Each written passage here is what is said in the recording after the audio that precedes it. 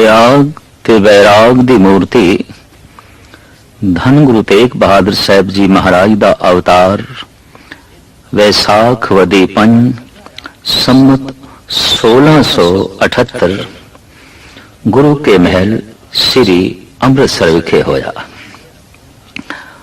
आप जी दे पिता मीरी पीरी दे मालिक साहिब श्री गुरु हरगोबिंद साहब जी महाराज सन ते माता पूजनी नानकी जी। आप जी दा आनंद कारज विआह लाल चंद खत्री दी बेटी श्री गुजरी नाल होया और यह विआह करतारपुर विखे होया। गुरगद्दी आप जी नूं चेत्र सुदी 14 संमत 1721 विच प्राप्त हुई। आप दी संतान पंथ दे वाली धन गुरु गोबिंद सिंह जी महाराज सन। जगत दे महान कम उसारू कम उन्होंने ही कीते ने जिन्हां दे अंदर बैराग सी, क्योंकि बैराग एक ऐसा मूल है, एक ऐसी जड़ है जिस तो त्याग दी भावनावां दा जन्म होंदा है। बैराग नहीं तां त्याग भी नहीं। अक्सर देखा जाता है लोकी पहले त्याग कर देंदे ने घर बार दा धन संपदा दा ते फिर बैरागी होने दा लकब लगांदे ने। त्याग तो बैराग नहीं पैदा होंदा, बैराग तो त्याग पैदा होंदा है। हीरे दे मिलदियां कंकर पत्थर हथों गिर जांदे ने, सोने दे मिलदियां लोहे दे टुकड़े हथों गिर जांदे ने। परम बैराग दी प्राप्ति दे नाल तुच्छ चीजां जिन्हां दी कोई अहमियत ना होवे वो हिरदे चों अपने आप जो है झड़ जांदियां ने। त्याग कीता नहीं जांदा, त्याग हो जांदा है। जो त्याग कीता जांदा है वास्तविक त्याग नहीं होंदा। वो ते कागजी फुल्लां दी तरह भावें त्याग बड़ा सुंदर दिखाई देवे पर उस दे च वैराग दी महक नहीं होंदी, उहदे च वैराग दी जिंद जान नहीं होंदी। त्याग दी जिंद जान वैराग है। एक महाबली सूरबीर मीरी पीरे दे घर ऐसे बालक दा जन्म होया है, बैराग जिस दे रोम रोम विच सी, त्याग जिस दे आचरण विच सी। यह गल वखरी है कि आप सूरबीर भी सन। गुरु हरगोबिंद साहब जी महाराज नाल कई दफा आप जंगां विच भी शामिल होए।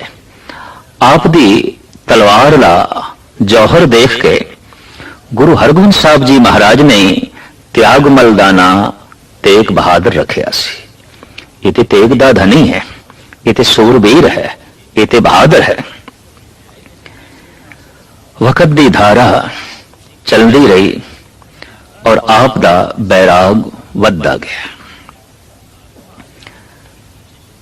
विआह होने तो बाद आप नानके पिंड बकाले विच आण वसे।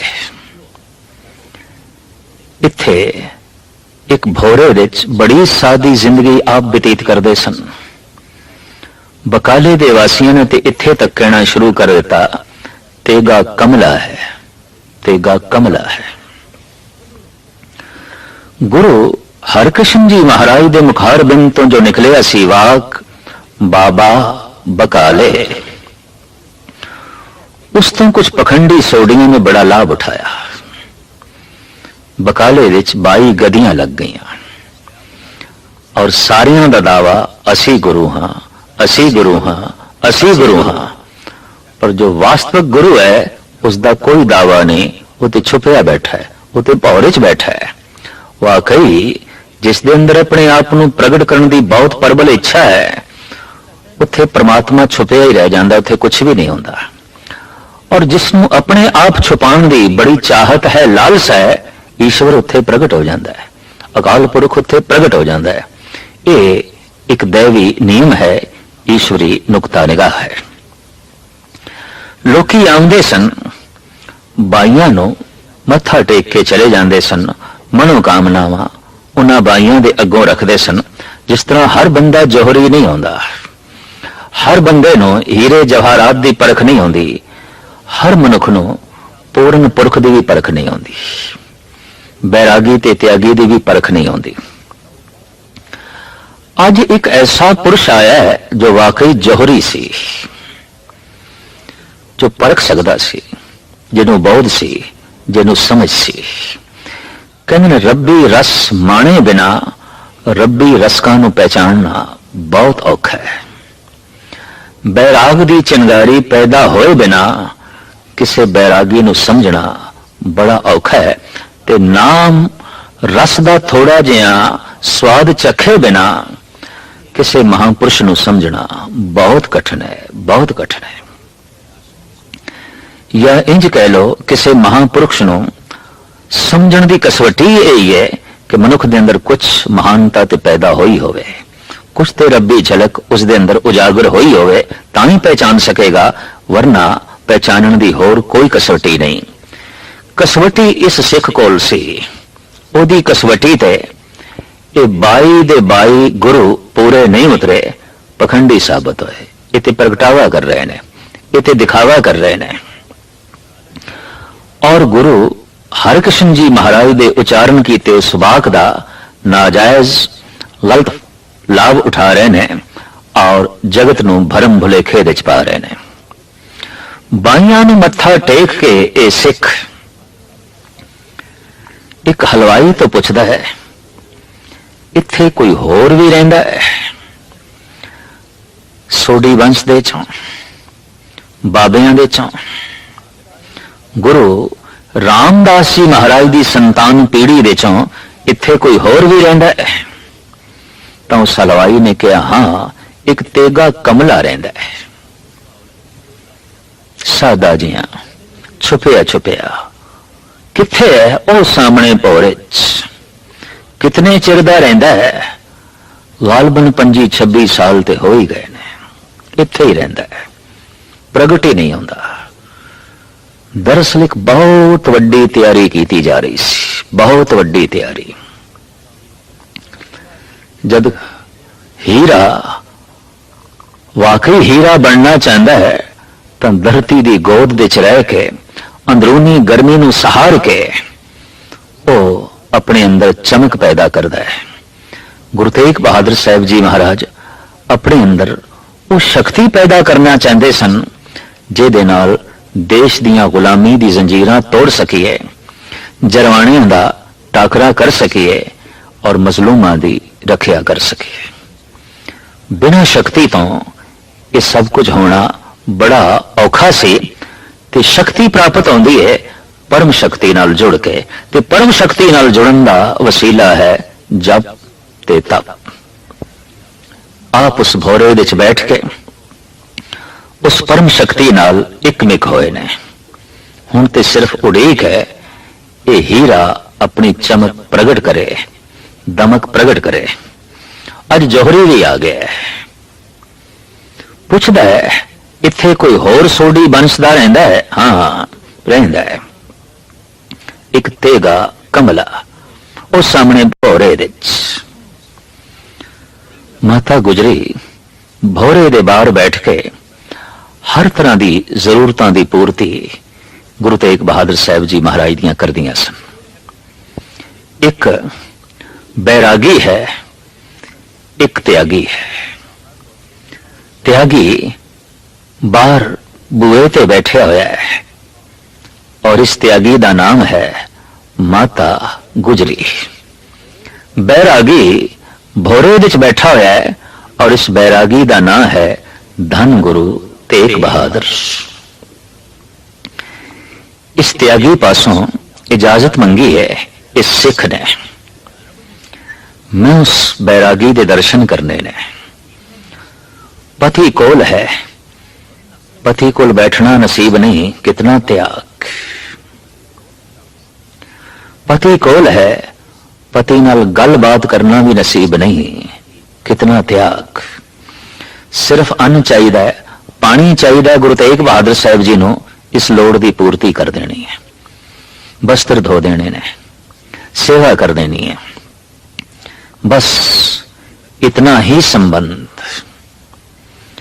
इस दे नाल कतई एक पत्नी तृप्त नहीं हो सकेगी, पर गुजरी जी तृप्त सन क्योंकि त्याग सी। ये त्याग ते वैराग दा संगम सी। ये त्याग ते वैराग दा एक महान तीरथ सी। माता गुजरी पास इजाजत मंगी इस गुरसिख ने, मैं उस बैरागी दे दर्शन करने ने जिस दे बाहर इतना वड्डा त्याग प्रगट होया है, बैठा है।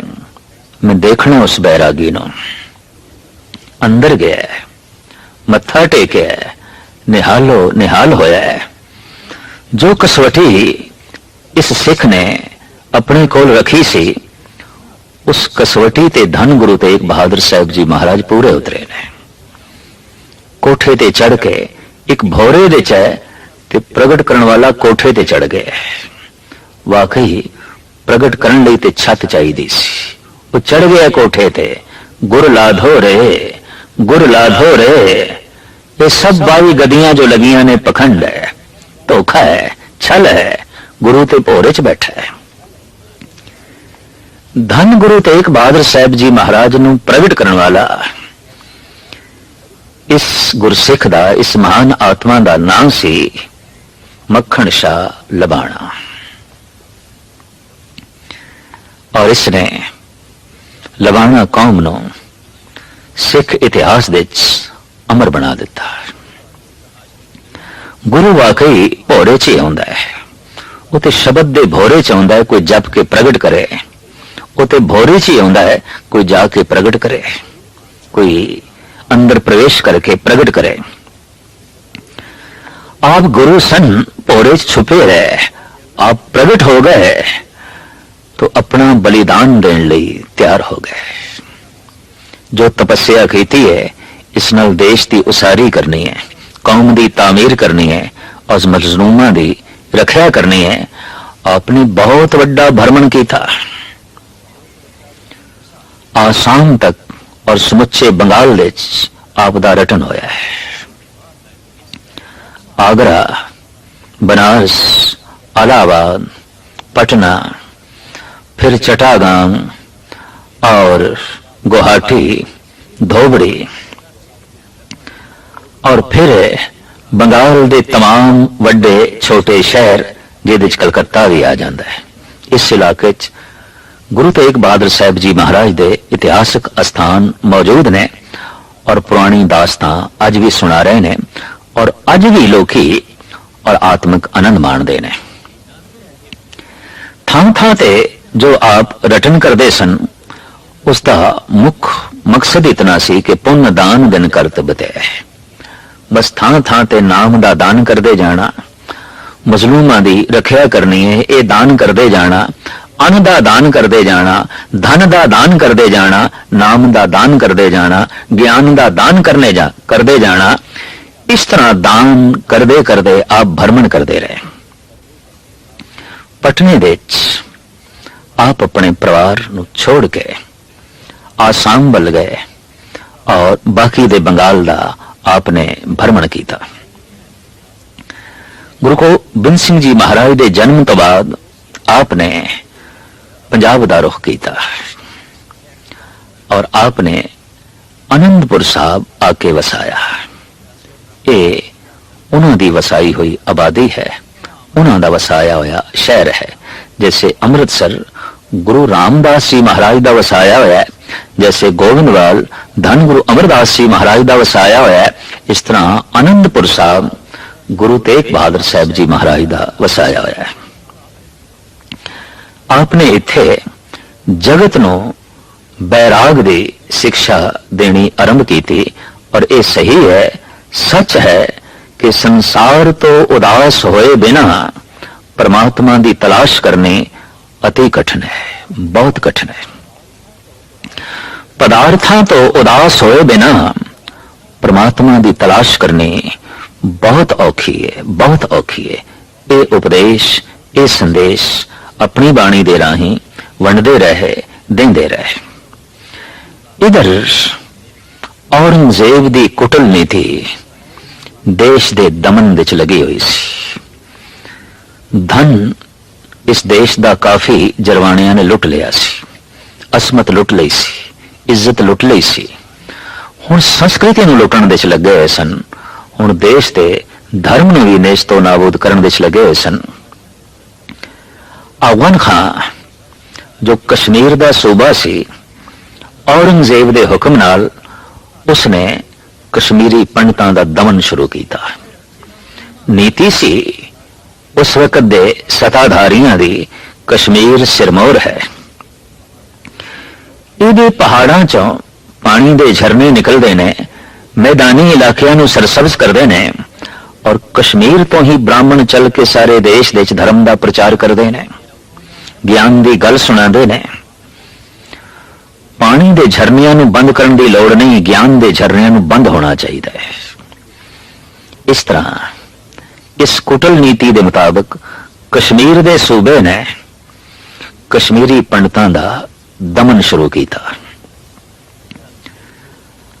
ਔਰ ਕਸ਼ਮੀਰੀ ਪੰਡਤਾਂ ਦੀ ਇੱਕ ਬਹੁਤ ਵੱਡੀ ਕਾਨਫਰੰਸ, ਬਹੁਤ ਵੱਡਾ ਇਕੱਠ ਉਸ ਵਕਤ ਅਮਰਨਾਥ ਨਾਮ ਦੇ ਤੀਰਥ ਤੇ ਹੋਇਆ, ਜਿਸ ਦੇ ਵਿੱਚ ਇਹੀ ਮਤਾ ਪਕਾਇਆ ਗਿਆ ਕਿ ਦੇਸ਼ ਦੇ ਵਿੱਚ ਕੋਈ ਸ਼ਕਤੀਸ਼ਾਲੀ ਹੋਵੇ ਜੋ ਸਾਡੀ ਬਾਂਹ ਪਕੜੇ ਔਰ ਸਾਡੇ ਧਰਮ ਦੀ ਰੱਖਿਆ ਕਰੇ। ਸੋਚ ਸਮਝ ਕੇ ਆਖਰ ਸਹਿਮਤੀ ਨਾਲ ਇਹ ਫੈਸਲਾ ਹੋਇਆ ਕਿ ਅਸੀਂ ਸਾਰੇ ਅਨੰਦਪੁਰ ਸਾਹਿਬ ਦੇ ਜਾ ਕੇ ਗੁਰੂ ਤੇਗ ਬਹਾਦਰ ਸਾਹਿਬ ਜੀ ਮਹਾਰਾਜ ਦੇ ਅੱਗੋਂ ਫਰਿਆਦ ਕਰੀਏ, ਇਸ ਦੌਰ ਦੇ ਵਿੱਚ, ਇਸ ਯੁੱਗ ਦੇ ਵਿੱਚ ਗੁਰੂ ਨਾਨਕ ਦੇ ਘਰ ਤੋਂ ਇਲਾਵਾ ਸਾਡਾ ਕੋਈ ਰਖਵਾਲਾ ਨਹੀਂ, ਸਾਡਾ ਕੋਈ ਰਕਸ਼ਕ ਨਹੀਂ।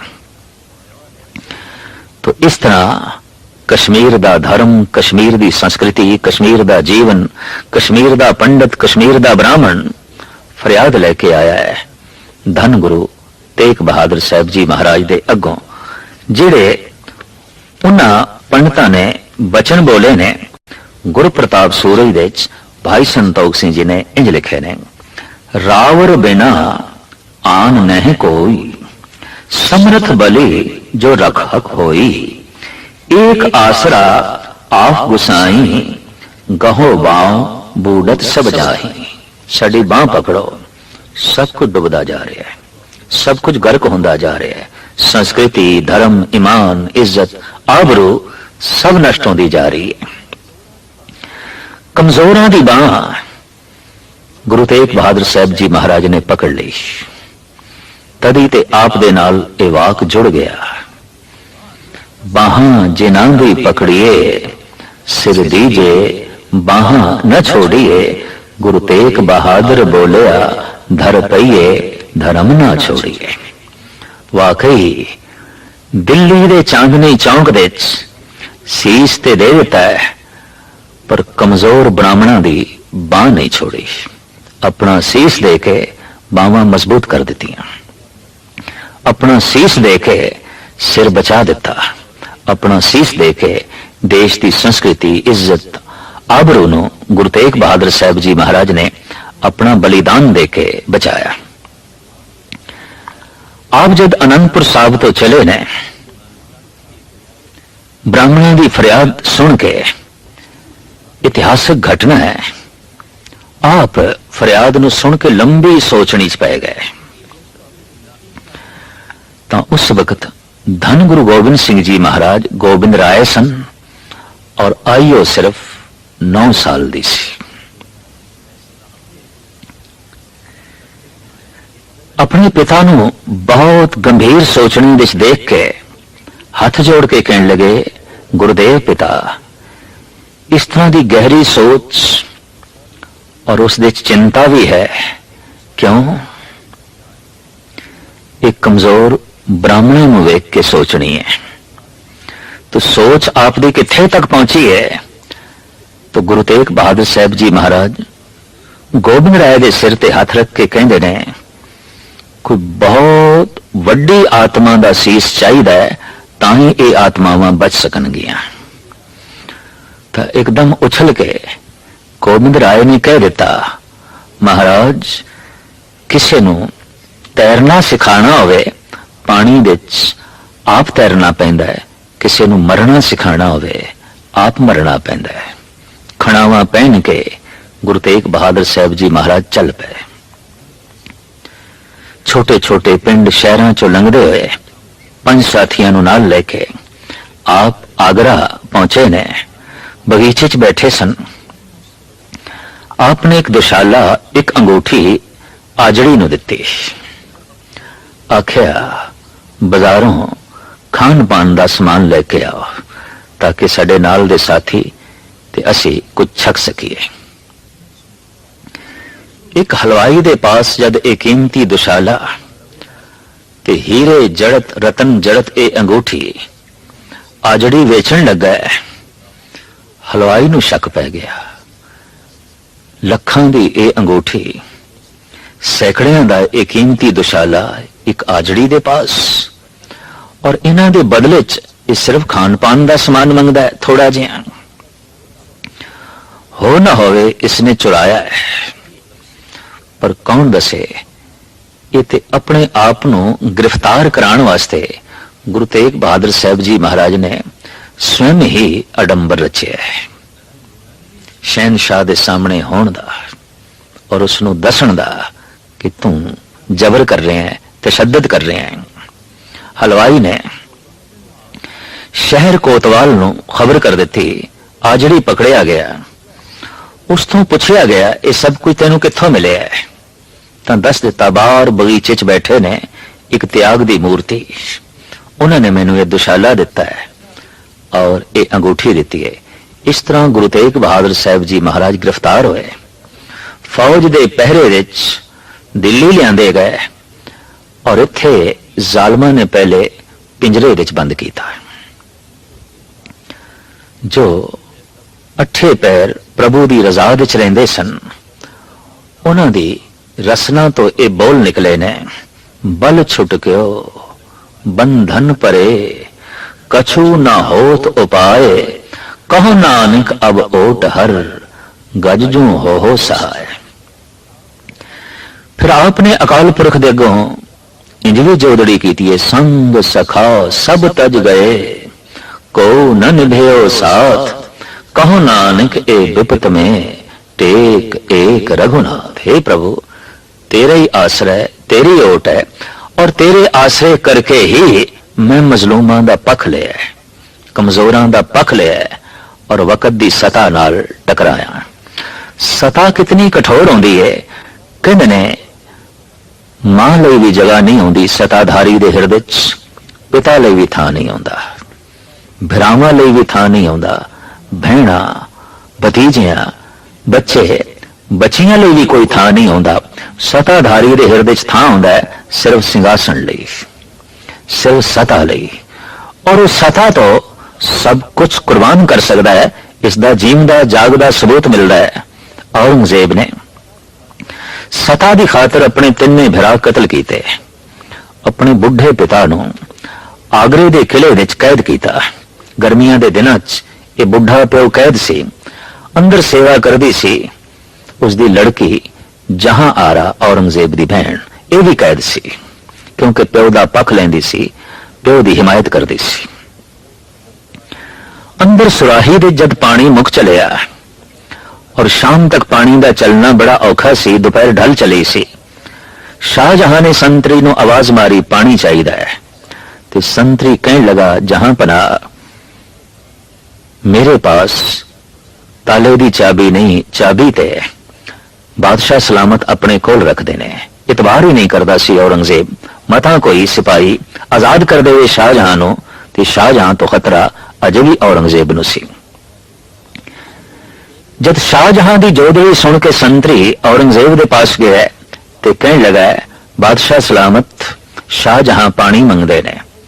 गरजदी हुई आवाज दे औरंगजेब ने आख्या, उस बुढ़े नू कह दो शाम नू रोटी आवेगी तो पानी आ जाएगा। हुण मैं आके ताला नहीं खोल सकता, क्योंकि आप ताला खोलता सी ते आप ही बंद करता सी। कहते ने जब यही बोल संतरी ने शाहजहां नू सुनाए तो उसने उत्थे एक रुबाई लिखी है, बाबाए मन बहादुर मन दी रोज लख सवार बोदम।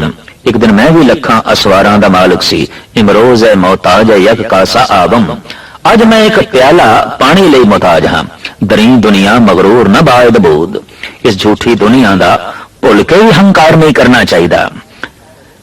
ऐ पिसर तू अजब मुसलमानी, ऐ मेरे बच्चे तू अजीब मुसलमान है, तू सुनते सही।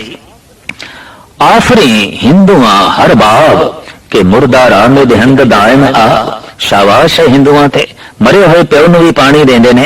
ऐ पिसर तू अजब मुसलमानी, जिंदा राबा जानम बा आब न रसानी, प्यो तेरा जिंदा है ते पानी दे घुट ਲਈ ਤਰਸ ਰਿਹਾ ਹੈ। पिता पानी दे घुट ਲਈ ਤਰਸਿਆ ਹੈ, ਰਾਵਾਂ ਨੂੰ ਤੜਪਾ ਕੇ ਮਾਰਿਆ ਹੈ, ਭਤੀਜਿਆਂ ਨੂੰ ਤੜਪਾ ਕੇ ਮਾਰਿਆ ਹੈ, ਭੈਣਾਂ ਦੀ ਸ਼ਾਦੀ ਨਹੀਂ ਕੀਤੀ, ਬੱਚਿਆਂ ਦੀ ਸ਼ਾਦੀ ਨਹੀਂ ਕੀਤੀ। ਇਸ ਪੁਰਸ਼ ਤੋਂ ਹੋ ਹੀ ਨਹੀਂ ਸਕਦਾ ਸੀ ਕਿ ਇਹ ਗੁਰੂ ਤੇਗ ਬਹਾਦਰ ਸਾਹਿਬ ਜੀ ਮਹਾਰਾਜ ਨਾਲ ਇਨਸਾਫ ਨਾਲ ਪੇਸ਼ ਆਉਂਦਾ। ਹੁਕਮ ਸਾਦਰ ਕਰ ਦਿੱਤਾ ਕਿ ਇਹ ਈਨ ਮੰਨੇ ਨਹੀਂ ਤੇ ਸ਼ਹੀਦ ਕਰ ਦਿਓ। तो तसीहे दे के दिल्ली दे चांदनी चौक विच आप नूं शहीद किया गया।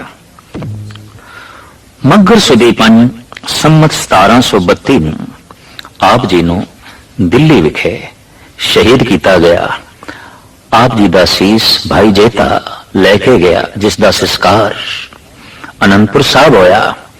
आप दी देही नूं लखी शाह बनजारे ने गड्डे ते रख के अपने घर लियांदा।